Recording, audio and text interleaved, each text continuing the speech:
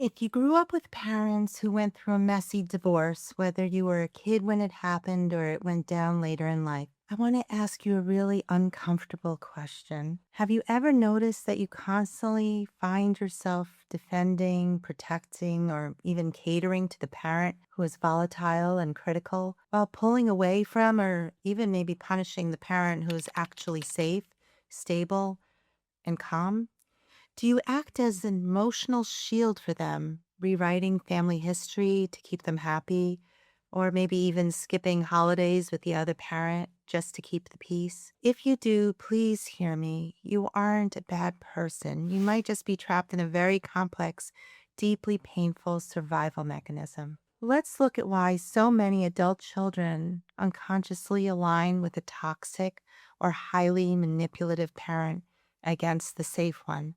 More importantly, let's talk about the reality of what a traumatized parent actually looks like and why we mistake their pain for toxic behavior. I'm Barbara Darchnowski, a certified narcissistic abuse treatment clinician. When a family breaks apart, we like to think we make logical choices about who we spend our time with. But when a parent has deeply manipulative, narcissistic, or perhaps even genuinely sociopathic traits, normal logic just goes right out the window and survival takes over.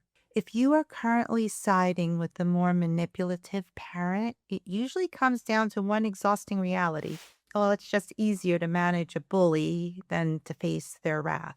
Think about it. Deep down, your nervous system knows that your safe parent's love is unconditional. You know that if you don't call them for a month or if you snap at them in frustration, they will still love you regardless. Their love is a safe harbor. It can handle your distance and your very messy emotions.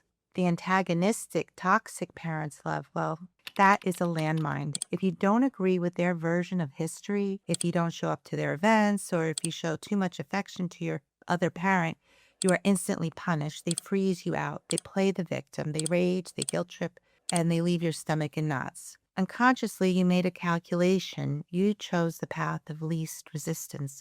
You took your safe parent for granted because it was safe to do so, and you fawned or appeased your very toxic, antagonistic parent because compliance was the only way to keep the peace and perhaps even the connection. Highly manipulative parents use an invisible, highly effective psychological trick to force adult children into alignment. It's designed to create a total optical illusion. When you look back at your childhood or recent family dinners, it is incredibly easy to fall into what I call the equivalency trap. So, what is that? It might look on the outside as though both parents are bitter or toxic or spiteful. In fact, you might hear your stable parent drop those bitter, passive aggressive digs, sort of like, "Oh, I see you're wearing the jacket your mom or dad bought you. Must be nice to have money."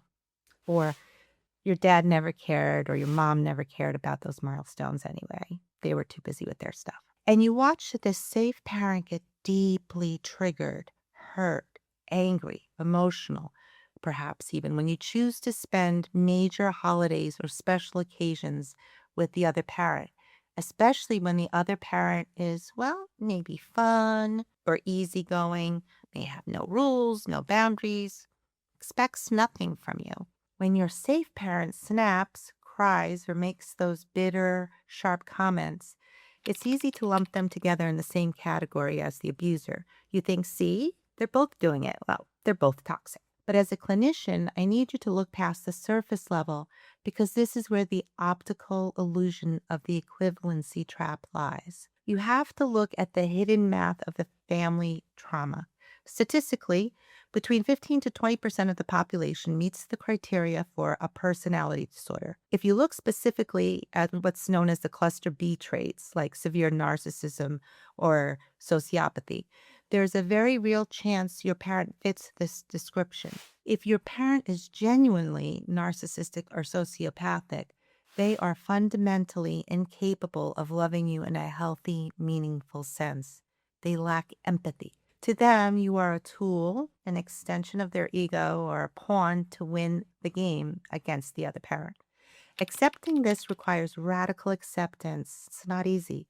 It means letting go of the fantasy or the hope of the parent you deserve to have and accepting the very hard reality of the parent you actually have. Your parent's inability to love you is a reflection of their pathology, not your worth. You are not unlovable. You were just handed a parent who didn't have the capacity to give love. But what about your other parent who is supposed to be safe but is making those bitter passive aggressive comments? There is a massive difference between a manipulator's calculated campaign and a traumatized parent's raw reactive panic. The narcissistic or sociopathic parent is always the calm, cool, collected one. Why? Because they feel no empathy, no guilt, and no remorse. They don't care about the damage they're causing in their mind. They view your safe parent as their lifetime property, someone they have a right to torment, control, and passive aggressively destroy forever. Because the abuser is cool and calculated, they know exactly how to pull the strings behind the scenes to make your safe parent snap. This is known as a Machiavellian trait.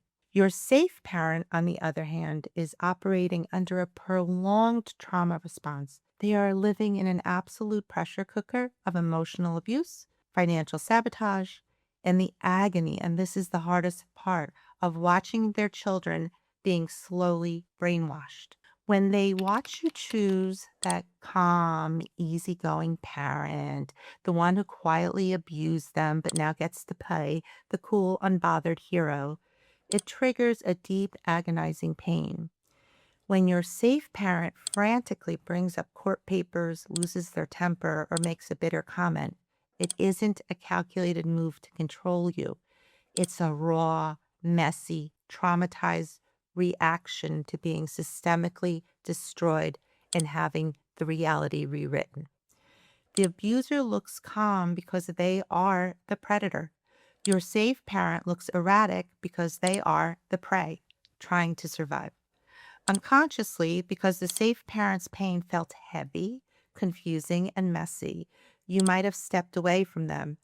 You might have blamed them for keeping the drama alive while rewarding the abuser for silently staying quiet and controlled. But you have to look at the baseline. Who actually created the crisis and who was just reacting to the trauma of it? Which parent actually showed up for you day in, day out? Who was there for you? Now, this dynamic is really heavy. The cost of protecting the manipulator is that you had to abandon your own reality. And when the fog clears, a massive wave of guilt might come over you. You look back at how you treated your stable, loving parent, and the shame may feel paralyzing. But this is not your fault. You did what you had to do to survive a highly manipulative family dynamic. If you are ready to step out of the trap today, here's how you do it safely. So here are the steps. Step one, test the conditional love. First boundary. Start pulling back your compliance. Say a polite, firm no to a manipulative demand from a volatile parent. Or choose to spend a major holiday with your safe parent. Watch how the volatile parent reacts. If their love instantly turns into punishment, or very likely freezing you out, or intense guilt, you have your proof. The relationship was never based on love, it was based on control. Two, stop being the referee. Protect your peace. Draw a hard line with both sides when it comes to the crossfire. If a parent tries to dump toxic waste or bitter comments about the other into your lap, say firmly, I love you, but I'm not going to talk about mom or dad anymore. If we talk about them, I'm going to have to end the phone call or leave the room. And then you must follow through. Of course, you'll reconnect with the parent again, but this is you setting your boundary. Three, offer a low stakes olive branch. Reconnect simply. If you realize you have frozen out your stable, loving parent because you mistook their trauma response reactions for toxic manipulation, do not let shame keep you away. You don't need to write a massive, agonizing apology letter. Send a simple text. Hey, I've been doing a lot of thinking about us lately, and I realize we've been distant.